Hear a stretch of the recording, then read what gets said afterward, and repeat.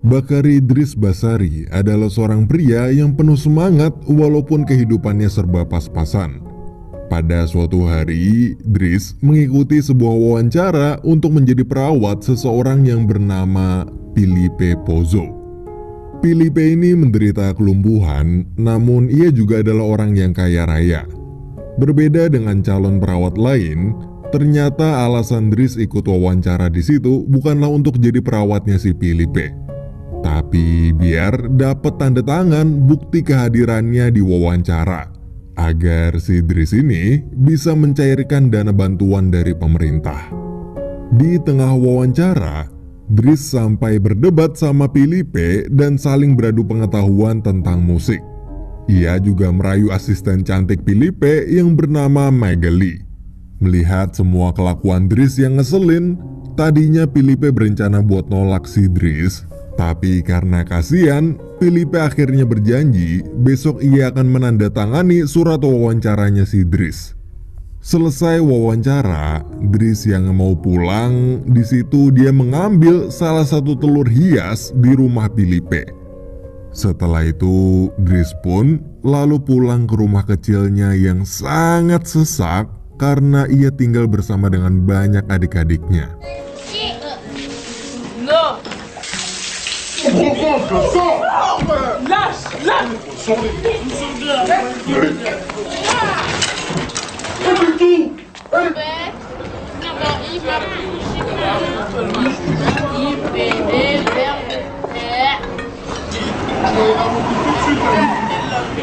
Toi, c'est quoi?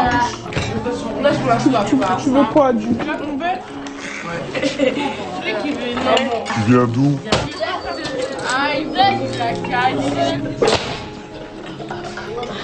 Lalu saat sang ibu baru pulang kerja dan melihat Dris, ibu Dris ini pun marah besar karena ternyata Dris sudah menghilang selama 6 bulan tanpa memberi kabar. Gak hanya itu, ibunya juga kesal saat tahu ternyata si Dris ini sampai sekarang masih saja pengangguran. Karena muak melihat anaknya yang paling tua itu nggak bisa diandalkan, maka sang ibu pun mengusir Dris dari rumah. Keesokan harinya, Dris mendatangi rumah mewah Filipe lagi untuk mengambil surat wawancaranya. Tapi di situ, Dris kaget waktu mendengar cerita dari kepala perawat yang bernama Yevon. Yevon berkata bahwa ternyata selama ini sudah banyak perawat yang datang dan pergi dengan cepat karena mereka tak tahan setelah bekerja selama 2 minggu di sana. Padahal walaupun jam kerjanya panjang, yaitu 24 jam, tapi mereka sudah ditunjang fasilitas yang sangat nyaman, mulai dari kamar mewah hingga menu makanan yang enak setiap harinya. Dan di hari itu, nggak disangka-sangka, Filipe tiba-tiba memutuskan untuk memperkerjakan Dris selama 1 bulan sebagai percobaan. Karena Dris juga lagi nganggur dan nggak punya kesibukan lain dan dia juga habis diusir, Dris akhirnya menerima keputusan Filipe tersebut. Lalu tugas Dris sebagai perawat Filipe pun dimulai.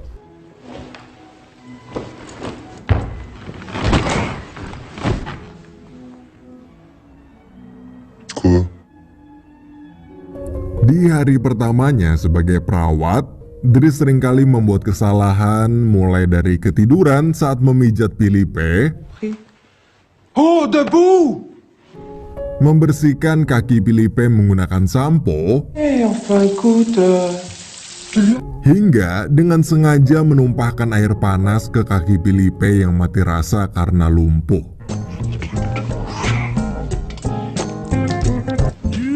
Mais c'est pas vrai, qu'est-ce que tu fabriques encore? Mais en fait, vous sentez rien du tout là. Vous avez fini de jouer, bon? Oui, elle s'en fout, regarde. Mais arrête, tu vas le brûler! Dan sampailah saat Dris ditugaskan untuk membersihkan pantatnya si Filipe. Di situ Dris langsung emosi dan menolak mengerjakannya sambil bersumpah bahwa seumur hidupnya ia tak akan pernah sudi melakukan hal itu karena merasa jijik. Akhirnya tugas itu pun dikerjakan perawat lain. Kemudian tugas demi tugas Dries terus berlanjut. Moi, du coup, je risque de m'évanouir. Pour vous, vaut mieux vous évanouir. Franchement, à un moment donné, faut...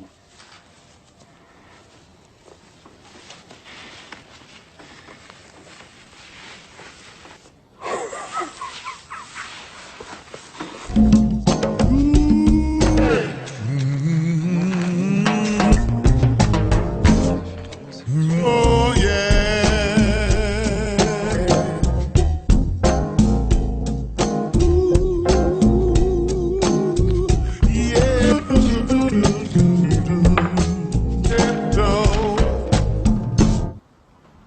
Poubelle. Non, avocat. Bon appétit. Oh.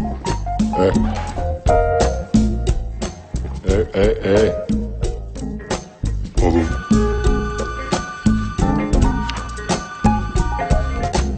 Oh merde, putain, j'oublie tout le temps.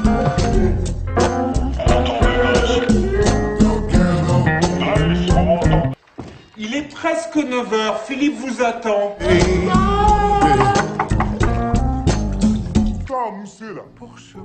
Keesokan harinya saat Dries akan mengantar Philippe ke sebuah galeri lukisan, ia menolak memakai mobil yang mirip seperti ambulan. Akhirnya Dries memilih mobil lain yang lebih mewah. C'est-à-dire que malheureusement... C'est-à-dire...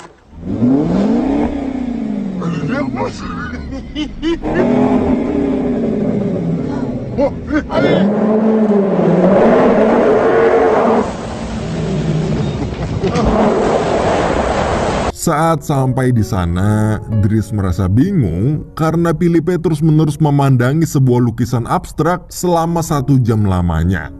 Padahal bagi Dries, lukisan tersebut hanyalah sebuah lukisan asal-asalan. Setelah melihat lukisan itu dengan sangat lama, Philippe lalu berniat untuk membeli lukisan asal-asalan tersebut dengan harga 41.000 euro atau sekitar 700 juta rupiah.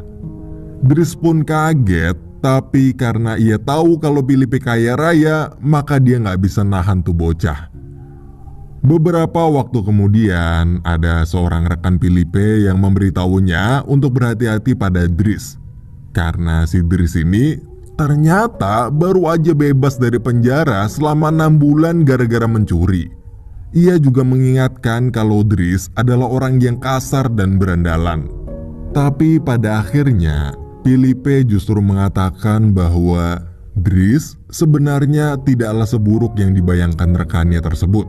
Karena Philippe merasa sangat puas dengan perawatannya Dries itu. Philippe juga menceritakan salah satu kelebihan Dries adalah ia pintar menghibur orang dengan cara yang gak disangka-sangka. Keesokan harinya, Dries menemukan rahasia Philippe yang membuatnya cukup kaget. Karena ternyata selama ini Philippe suka mengirim surat pada seorang wanita yang bernama Eleanor. Dan sejak saat itu, Dries jadi sangat penasaran dengan hubungan spesialnya si Philippe dan Eleanor tersebut. Beberapa waktu kemudian, Dries melihat Philippe yang sesak nafas serta demam karena efek samping pengobatannya. Mengetahui Philippe butuh udara segar, dengan sigap Dries langsung segera membawanya keluar dengan kursi roda, walaupun saat itu Dries masih ngantuk banget. Gak lama setelah itu, Dries ngajak Philippe berkeliling kota Paris untuk menikmati pemandangan indah sebelum matahari terbit. Saat sedang berkeliling di sana, Dries lalu memberi Philippe rokok ganja miliknya sebagai pengobatan agar ganja tersebut bisa mengurangi rasa sakit Philippe. Dries di situ akhirnya bertanya tentang bagaimana hubungan cintanya Philippe dan Eleanor. Karena dia bingung bagaimana caranya si Philippe bisa mesra-mesraan sama cewek, padahal seluruh tubuhnya mulai dari bawah leher sampai tumit telah mati rasa dan lumpuh total. Philippe pun menjawab bahwa ternyata selama ini Filipe bisa merasakan sentuhan romantis dari seorang cewek atau terangsang lewat telinganya. Filipe di situ juga bercerita pada Dries tentang kenangan indahnya bersama almarhum istrinya yang bernama Alice. Ia mengatakan kalau Alice adalah seorang wanita yang sangat baik hati. Ia merasa bahagia dengan pernikahan mereka yang sudah berlangsung selama 25 tahun lamanya. Namun Alice yang kehilangan banyak darah saat keguguran akhirnya meninggal dunia. Sejak saat itu, Filipe mengadopsi seorang anak perempuan yang bernama Elisa. Filipe lalu mengatakan kalau sebenarnya bukan penyakit ini yang membuatnya merasa menderita. Namun, yang membuatnya lebih menderita adalah kenyataan bahwa Alice telah pergi untuk selamanya. Filipe juga menceritakan meskipun ia rutin menjalani pengobatan dengan biaya yang sangat mahal, ia tetap aja diperkirakan hanya bisa hidup sampai di usia 70 tahun.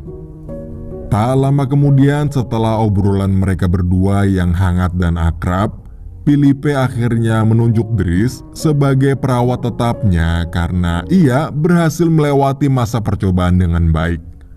Namun di saat yang bersamaan, Filipe juga meminta Dries untuk mengembalikan telur hias pemberian Alice yang telah diambil Dries. Ternyata diam-diam si Filipe ini tahu kalau Dries sering mencuri barang-barang di rumahnya. Tapi di situ Dries malah bilang kalau dia nggak tahu soal telur yang dimaksud Filipe. Padahal dalam hati si Dries itu lupa naruh tuh telur di mana. Keesokan harinya Dries menjemput adiknya sepulang sekolah. Tapi di perjalanan ternyata ia mampir terlebih dahulu ke kantor polisi karena salah satu adik Dries terseret kasus ganja. Untungnya adik laki-laki Dries yang bernama Adama ini dibebaskan karena masih di bawah umur. Di rumah Filipe, Dries melihat Filipe yang sedang menulis sebuah puisi untuk Eleanor dengan bantuan Megeli. Dries pun lalu meledeknya karena puisi itu isinya cuma rayuan-rayuan gombal aja. Tapi di situ Dries kaget saat mengetahui kalau Filipe selama ini belum pernah bertemu dengan Eleanor. Padahal mereka berdua udah pacaran selama 6 bulan. Karena kesel sama hubungan mereka berdua yang gak jelas, Dries pun langsung nelpon Eleanor yang nomornya ada di surat. Dan setelah dipaksa sama si Dries, akhirnya Filipe berani ngobrol sama si Eleanor. Di situ Filipe juga mengirimkan fotonya pada Eleanor.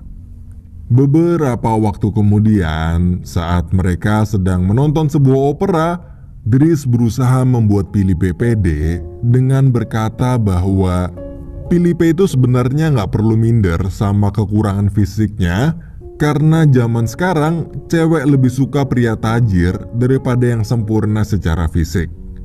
Momen kebersamaan mereka berdua itu pun terasa sangat dekat dan hangat. Hari demi hari berlalu hingga pada suatu saat Dries mengamuk gara-gara putrinya si Filipe itu nggak sopan sama Dries. Tapi ternyata sikap nggak ada akhlaknya Elisa ini tak hanya pada Dries saja, namun juga pada seluruh pelayan Filipe di rumah tersebut. Dries lalu meminta